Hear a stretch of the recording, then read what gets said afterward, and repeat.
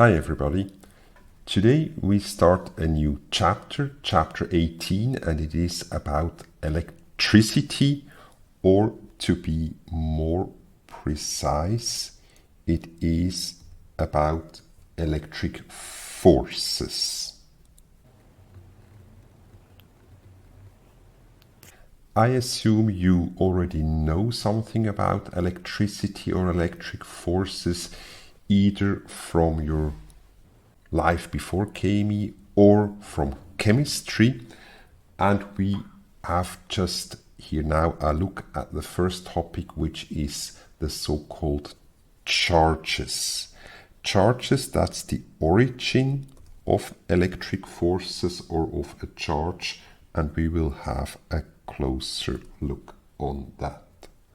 So the origin of electricity is charges, in German Ladungen.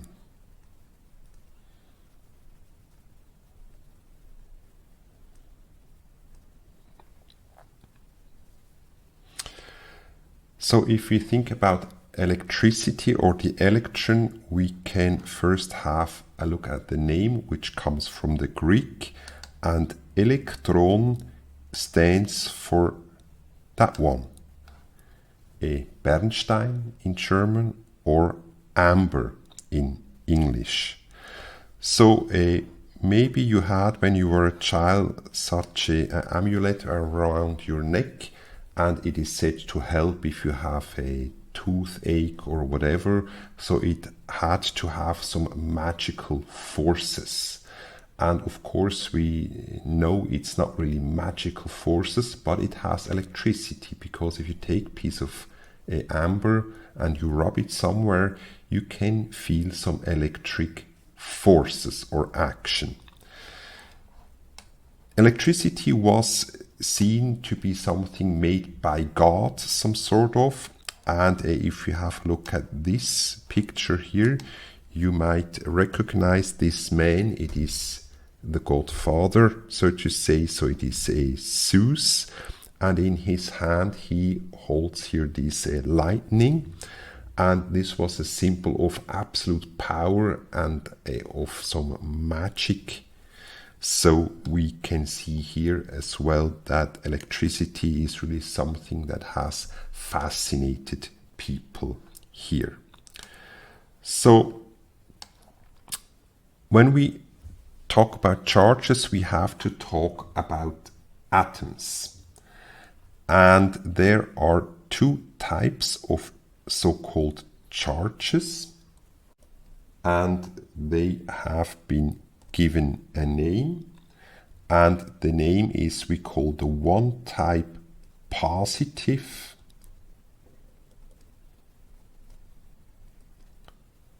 and the other type negative.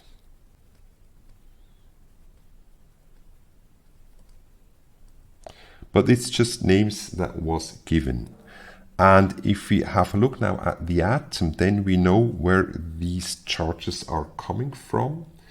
The charges, the positive ones, come from the inside of the atom, of the nucleus. So I have to make that red again, which is here on the inside here a proton, which is abbreviated with P plus, and a proton carries a positive charge.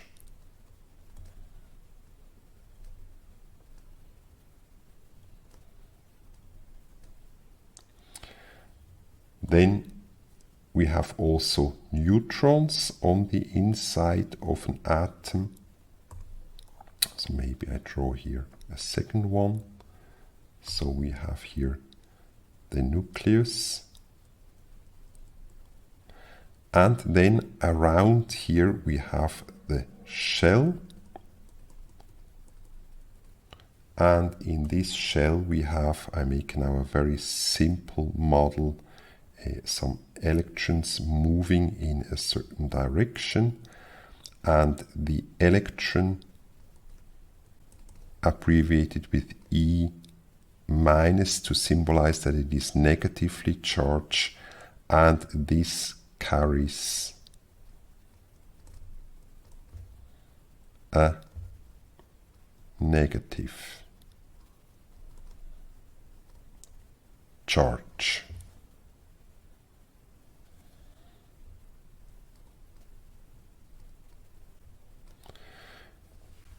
So to make things complete, we can also have here the neutrons, and the neutrons are abbreviated with a small letter n, and they have a zero charge, so they are not of interest if we look at charges. In an atom, the number of protons and electrons are the same, and these charges, they cancel. So we can really say positive and negative is a good idea, because really we can add the charges, and if they add up to zero from the outside, you don't see anything. This also tells us that the magnitude of the charge of a proton and of an electron have to be equal. So that's the first thing we want to mention. The charges of now we just take the abbreviation, a proton and an electron are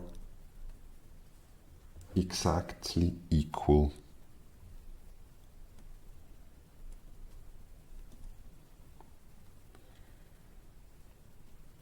But opposite in sign.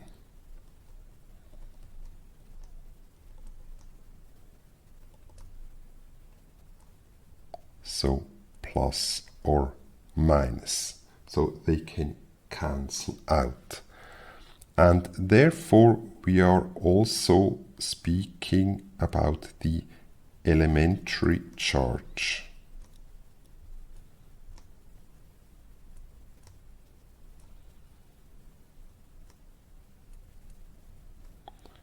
Which is abbreviated with a small letter e. So don't get confused. So if we write a E minus as above, we just are talking about an electron, and if we just have the symbol E, then this is meant to be an elementary charge here. However, the charge, the SI unit, is not in elementary charges, because that's actually the natural choice. So if you have one electron, it has a 1 elementary charge. If you have 3 electrons, it's 3 elementary charges. So every charge is always a multiple of this elementary charge. So it's very simple. So the SI unit of a charge should be this one, an elementary charge, because this is really given by nature, but it is not. So the charge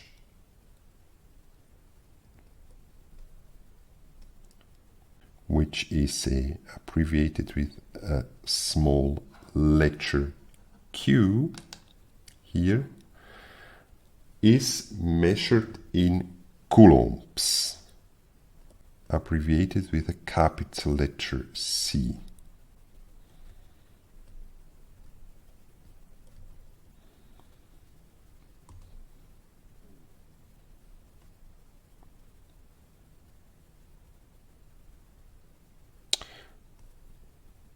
Now we might ask ourselves, why is this the case? Why they have chosen a different unit?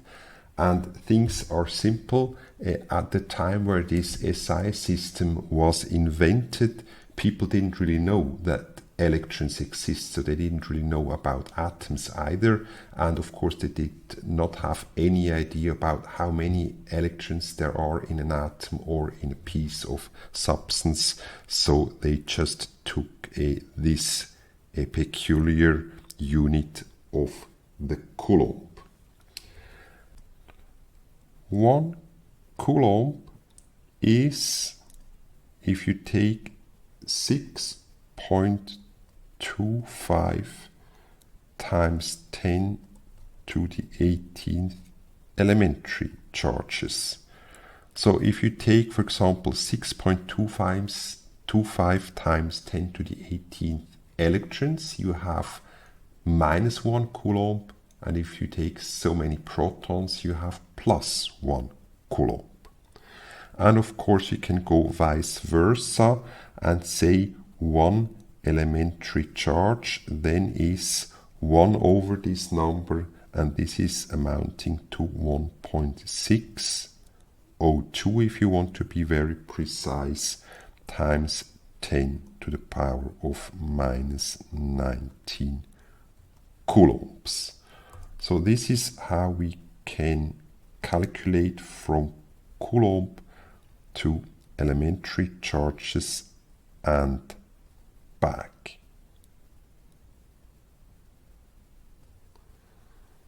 So we do an example here. So we will speak about objects and say that they are charged, and now an object is charged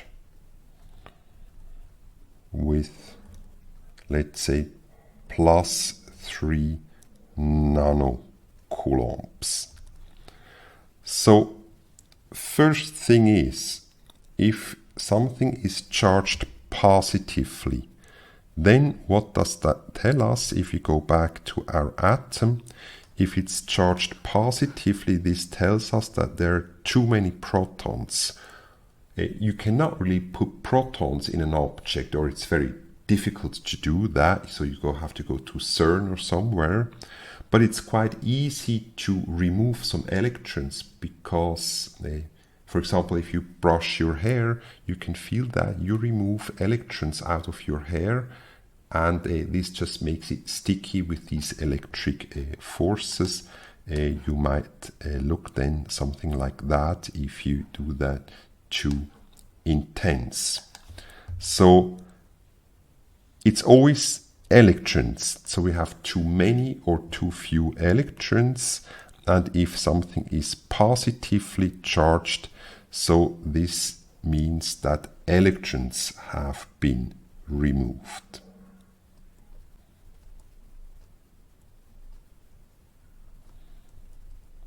And second question is how many? Well, one electron has a charge of 1.6 times 10 to the power of 19 coulomb, so an elementary charges. And if you have 3 electrons, it's 3 times this one.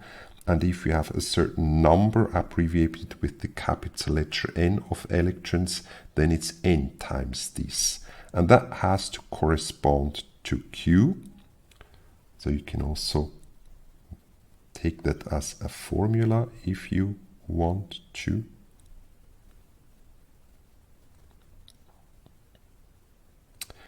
And if we resolve for N, it is then Q over E. So 3 nanocoulomb, 3 times 10 to the power of minus 9 coulombs divided by 1.6 10 to the minus 19 coulomb, and this amounts to a fairly large number. It is 1.88 times 10 to the power of 10. So it is 19 billion electrons if an object is charged with 3 nanocoulomb. And you see therefore this coulomb or nanocoulomb is quite a good thing, so we don't have such big numbers.